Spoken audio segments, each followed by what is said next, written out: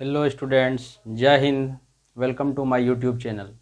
Dear students, आज हम लोग रियल नंबर एनसीईआरटी का एक्सरसाइज 1.1 पढ़ने वाले हैं। क्लास 10th का एक चैप्टर है रियल नंबर, इसलिए आपने हेडिंग देखा होगा एनसीईआरटी एक्सरसाइज 1.1 रियल नंबर। तो रियल नंबर के बारे में आज हम लोग पढ़ेंगे और पहले रियल नंबर का कुछ बेसिक कंसेप्ट सीखेंगे और साथ ही साथ एनसीईआरटी का एक्सरसाइज 1.1 डिस्कस करने वाले हैं। तो सबसे पहला टॉपिक है हमारा रियल नंबर। तो स्टूडेंट्स, रियल नंबर क्या होता है? रियल नंबर को किसको कहेंगे, हम लोग उसको डिस्कस करेंगे। तो रियल नंबर का मतलब हुआ स्टूडेंट्स रेशनल और इरेशनल नंबर का कलेक्शन, उसी को रियल नंबर बोलेंगे। मतलब all those numbers which are easily expressible on the number line is called real number. सबसे पहला मेरा टॉपिक यही था कि रियल नंबर अगर मेरा चैप्टर का नाम है तो what does this real number means.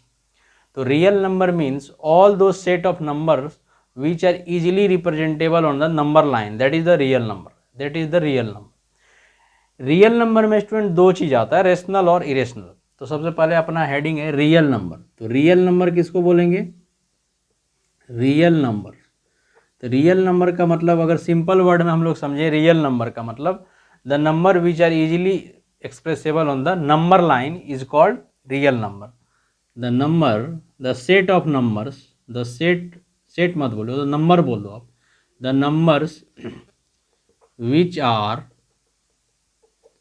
Easily expressible, which are easily represent on the number line, which are easily represent on the number line, which are easily represent on the number line. This is the real number. Real number को अगर हम लोग simple word में समझे कि real number में कौन कौन सेट्स और नंबर आएगा, वो रेशनल और इरेशनल आएगा। रियल नंबर को अगर हम डिस्ट्रीब्यूट करना चाहें डियर स्टूडेंट, तो रियल नंबर में हमारा दो सेट ऑफ नंबर आएगा, rational number and irrational number, rational number and irrational number. तो रेशनल नंबर क्या होता है आपको ये पता ही होगा। कोई नंबर p बाई क्यू के फॉर्म में हो, नीचे वाला डेनोमिनेटर जीरो ना हो, जैसे कि 1/2, 3, 4/8 एंड सो ऑन। ये सब रेशनल नंबर है। रेशनल नंबर में खाली अपन को ये ध्यान में रखना है कि उसका डेनोमिनेटर जीरो ना हो। 1/0 ये आपका रेशनल नंबर नहीं होगा, क्योंकि ये मीनिंगलेस हो जाएगा। तो रेशनल नंबर का फॉर्म क्या हुआ dear students? p by q, where q is not equal to 0 and p और q आपका क्या होगा? p और q आपका क्या होगा? इंटीजर होगा। p और q आपका क्या होगा? इंटीजर होगा।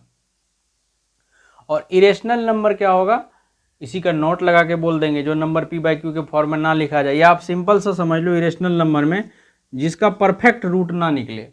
आगे इसका डिस्क्रिप्शन और हम लोग सीखेंगे, लेकिन अभी सिंपल वर्ड में अगर हम लोग सीखें इरेशनल नंबर क्या है, वैसा नंबर जिसका कि परफेक्ट रूट ना निकले, that is the irrational number. √3 हो गया आपका, √5 हो गया, √7 हो गया। फिर बोलेगा सर √9, √9 तो 3 दे देगा, इसलिए √9 जो है इरेशनल नंबर नहीं होगा। तो हमने अभी क्या सीखा? रियल नंबर सीखा। रियल नंबर का मतलब set of number which are easily represent on the number line. Real number में दो सेट ऑफ नंबर आएगा, रेशनल और इरेशनल। रेशनल नंबर क्या हुआ? जो p बाई क्यू के फॉर्म में है, where q is not equal to 0। And irrational number क्या हुआ है? जो p बाई क्यू के फॉर्म में नहीं है। या सिंपल वर्ड में अगर हम लोग समझे इरेशनल नंबर क्या हुआ? इरेशनल नंबर का मतलब जिसका परफेक्ट स्क्वायर ना निकले, जैसे कि 3 है, √3 हो गया, √5 हो गया, √7 हो गया। √9 का बात अगर करें हम लोग, तो √9 तो 3 दे देगा, इसलिए उसका परफेक्ट स्क्वायर तो निकल गया, इसलिए वो इरेशनल ना होके रेशनल होगा। ठीक है स्टूडेंट्स?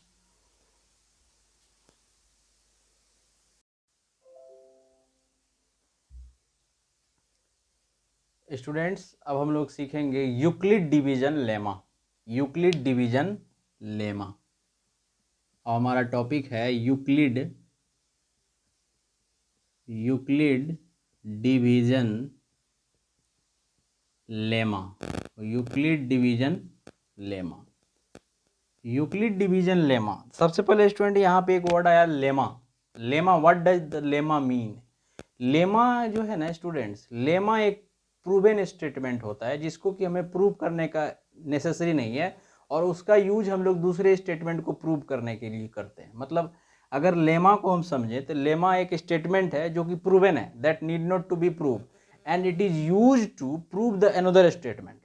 जिस तरह से थ्योरम होता है ना स्टूडेंट्स, तो थ्योरम को हम लोग प्रूव करते हैं और एक्सियोम जो होता है वो थ्योरम से रिलेट होता है। उसी तरह से लेमा क्या है कि लेमा एक प्रूवन स्टेटमेंट है जिसका कि हम लोग किसी भी अदर स्टेटमेंट को प्रूव करने के लिए यूज करते हैं। तो यहाँ पे यूक्लिड डिवीजन लेमा है। यूक्लिड डिवीजन नाम इसलिए पड़ा क्योंकि इसको यूक्लिड ने दिया, और ये एक्चुअली कुछ ज़्यादा है नहीं कि जैसे आप समझते होगे, जैसे ये 25 है, 25 में अपन ने 6 से डिवाइड किया तो ये 4 टाइम्स 24 हो गया, ये 1। तो यहाँ पे इस 25 को हम लोग क्या बोलते हैं, 25 जिसमें डिवाइड देते हैं उसको बोलते हैं डिविडेंड। क्या बोलते हैं, डिविडेंड। और जिससे डिवाइड देते हैं उसको क्या बोलते हैं डियर स्टूडेंट्स, डिवीजर बोलते हैं। और ये जो अपन का आता है ये क्या होता है, कोशेंट होता है, दिस इज द कोशेंट। और ये फाइनल जो बचा ये अपने का क्या है, ये रिमाइंडर है। ये क्या है, रिमाइंडर है। तो अगर हम लोग 25 को लिखें तो 25 को ऐसा भी तो लिख सकते हैं 6 मल्टीप्लाइड बाय 4 प्लस का 1। तो 25 मेरा क्या है, डिविडेंड है। 25 इज आवर डिविडेंड। डिविडेंड बराबर क्या फॉर्मूला निकला, 6 इंटू 4 मतलब divisor, divisor into quotient, divisor into quotient plus remainder आया अपने को। ये अपन का एक छोटा सा बेसिक बात था। मतलब किसी भी अगर नंबर को डिवाइड करें तो उसको इस तरह से लिख सकते हैं, in the product of divisor and quotient plus remainder. तो यूक्लिड ने भी यही दिया, यूक्लिड यही चीज़ यूज़ किया, डिविडेंड बराबर divisor into quotient plus remainder. लेकिन यूक्लिड ने इसी में कुछ ना कुछ कंडीशन यूज लगा दिया। अब एक बात आप देखना कि जब आप किसी नंबर से डिवाइड करोगे, जैसे 6 से 25 में डिवाइड कर रहे हैं अपन, तो रिमाइंडर इसका या तो 6 आएगा या 1 आएगा, 2 आएगा, सॉरी 6 रिमाइंडर तो नहीं आ सकता। 6 अगर आता तो ये कट जाता, मतलब 6 से अगर डिवाइड करें तो इसका रिमाइंडर अगर कंप्लीट कट जाएगा ये तो 0 आ जाएगा। 1 भी आ सकता है रिमाइंडर, 2 भी आ सकता है, 3 भी आ सकता है, 4 भी आ सकता है, 5 भी आ सकता है, लेकिन 6 नहीं आएगा। मतलब रिमाइंडर जो होगा हमारा वो हमेशा डिवीजर से छोटा होगा। ये जो रिमाइंडर है हमारा, रिमाइंडर 1, ये रिमाइंडर हमेशा डिवीजर से छोटा होगा। अगर रिमाइंडर 0 आ गया तो ये परफेक्ट डिवाइड हो जाएगा, और अगर 6 आता तो भी डिवाइड होता है। इसलिए रिमाइंडर क्या होगा, वो 0 से लेके इस नंबर से 0 हो सकता है, इस नंबर से छोटा तक होगा। ये छोटा सा बेसिक बात है। डिविडेंड बराबर divisor into quotient plus remainder को ही यूक्लिड डिवीजन लेमा बोला जाता है। तो मतलब अब यूक्लिड क्या किए, यूक्लिड ने क्या किया कि बोला कि कोई नंबर ले लो ए कोई नंबर यू सपोज करते हैं, और इस ए को हम लोग डिवाइड किए बी से। ए कोई नंबर सपोज किए, मतलब डिविडेंड का काम क्या कर रहा है ए, उसको बी से डिवाइड किया, तो कोसेंट को मान लिए क्यू और रिमाइंडर को मान लिए आर। ठीक है, तो अपन ने क्या किया कि ए कोई नंबर कंसीडर किया, तो ए किसका काम करेगा, तो ए डिविडेंड का काम करेगा। हमने उसमें बी से डिवाइड किया तो बी हमारा डिवीजर है, और हमने सपोज कर लिया कि उसका कोसेंट क्या है, क्यू उसका कोसेंट है, और हमारा रिमाइंडर आर आ गया। तो अब हम लोग वही फॉर्मूला से डिविडेंड बराबर divisor into quotient plus remainder से, मतलब ए बराबर क्या लिख सकते हैं, ए डिविडेंड बराबर divisor into quotient B into Q plus R. तो यही यूक्लिड डिवीजन लेमा है, ए बराबर B Q plus R, A बराबर बी क्यू प्लस आर। ए अपने का क्या है, ए अपने का डिविडेंड है, बी क्या है, डिवीजर है, क्यू क्या है, कोसेंट है, और आर क्या है, रिमाइंडर। और यहीं पे कंसेप्ट अभी आपको बताए कि रिमाइंडर जो होगा ना वो 0 के बराबर हो सकता है। रिमाइंडर क्या होगा, वो 0 के बराबर भी हो सकता है और 0 से बड़ा हो सकता है। लेकिन रिमाइंडर जो डिवीजर होगा ना, डिवीजर से छोटा होगा। अपन का डिवीजर यहाँ पे क्या है, बी, तो रिमाइंडर इससे छोटा होगा।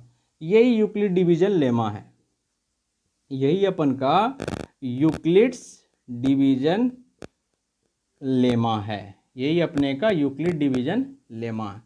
तो यूक्लिड डिवीजन लेमा हो गया ए बराबर बी क्यू प्लस आर। ये जो आर है ना, इस आर पे कंडीशन है कि आर 0 के बराबर हो सकता है और 0 से बड़ा होगा, लेकिन डिवीजर से हमेशा छोटा ही होगा आर। यही यूक्लिड डिवीजन लेमा है। अब dear student, Euclid division lemma से हम लोग किसी नंबर का एचसीएफ भी निकाल सकते हैं। आप सबसे पहले ये समझ लो कि एचसीएफ कैसे निकालते हो। एचसीएफ का मतलब क्या होता है, एचसीएफ का मतलब होता है highest common factor, highest common factor. जैसे अपन क्या करते हैं कि 2 लेते हैं और 4 लेते हैं, तो बोलते हैं कि 2 और 4 का हाईएस्ट फैक्टर, दो चीज होता है डियर स्टूडेंट, एक होता है फैक्टर और एक होता है मल्टीपल। तो फैक्टर और मल्टीपल में डिफरेंस है। जैसे 3 का मल्टीपल पढ़ो, 3 का टेबल पढ़ लोगे तो वो मल्टीपल हो जाएगा। लेकिन जैसे मान लो आपको कहोगे कि 30 क्या है, वो 3 का फैक्टर है, 3 उसमें डिवाइड हो सकता है। तो फैक्टर और मल्टीपल में डिफरेंस है। तो हाईएस्ट कॉमन फैक्टर, तो 2 और 4 में हाईएस्ट कॉमन फैक्टर कौन है कि जो 2 को भी डिवाइड कर रहा है और 4 को भी डिवाइड कर रहा है। मतलब हाईएस्ट नंबर जो 2 का भी फैक्टर है और 4 का भी फैक्टर है, तो वो क्या होगा, 2 ही होगा। 2 एक सबसे बड़ा नंबर है जो 2 को भी डिवाइड कर रहा है और 4 को भी डिवाइड कर रहा है। और आप बोलोगे कि सर 4 क्यों नहीं होगा, तो 4 में 4 तो 2 को नहीं डिवाइड करेगा, 4 तो 2 को डिवाइड नहीं करेगा, इसीलिए नहीं होगा। 2 है हाईएस्ट। इसको हम लोग कैसे निकाले, 2 को लिख दिए 2 इंटू 1, 4 को लिख दिए 2 इंटू 2। अब इस दोनों में जो कॉमन आएगा वही इसका एचसीएफ हो जाएगा। कॉमन 2 आ गया, ये इसका एचसीएफ हो गया। लेकिन इसी में अगर इसका एलसीएम निकालते तो एलसीएम का मतलब होता है लोवेस्ट कॉमन मल्टीपल, वो मल्टीपल होना चाहिए। तो इसका एलसीएम क्या होता है, 4। ये 4 क्या है, 2 का भी मल्टीपल है और 4 का भी मल्टीपल है। तो ये छोटा सा बात है कि एलसीएम और एचसीएफ में आपको डिफरेंस समझ में आना चाहिए। और सवाल में जब भी कहीं सवाल में मैक्सिमम लिखा रहे, किसी सवाल में वर्ड प्रॉब्लम अगर आप बनाओगे तो मैक्सिमम लिखा रहे, तो मैक्सिमम का मतलब हाईएस्ट, तो उस सवाल में आप क्या करो, आराम से एचसीएफ निकाल दो। अगर लिस्ट वगैरह लिखा रहे क्वेश्चन में, तो लिस्ट का मतलब लोवेस्ट, लोवेस्ट के लिए एलसीएम निकाल लो। ये आपको हमने वर्ड प्रॉब्लम के लिए बताया कि वर्ड प्रॉब्लम अगर आप पढ़ रहे हो तो वर्ड प्रॉब्लम में कहीं मैक्सिमम वगैरह वर्ड यूज आ गया तो आप एचसीएफ निकाल लो, और लिस्ट आ गया तो आप एलसीएम निकाल लो। अब सबसे पहले आप एलसीएम एचसीएफ कैसे निकालोगे ये तो पता होना चाहिए। एलसीएम एचसीएफ कैसे निकालोगे ये पता होना चाहिए। तो एलसीएम तो आपको आता ही होगा, एलसीएम कैसे निकालेंगे। एचसीएफ जैसे मान लीजिए आप 8 है और 21 है, इसका हमको निकालना है। 8 लेते हैं और 24 लेते हैं, इसका हमको निकालना है एचसीएफ। इसका अपन को क्या निकालना है, एचसीएफ। तो 8 को लिख देंगे 2 इंटू 2 इंटू 2, और 24 को क्या लिख देंगे 2 multiplied by 2 multiplied by 2 multiplied by 2। तब कॉमन क्या क्या आ गया, 2 2 2 2, ये 3 कॉमन आ गया। तो इसका एचसीएफ कितना हो गया, 2 टू दी पावर 3। इसका एचसीएफ 8 हो गया।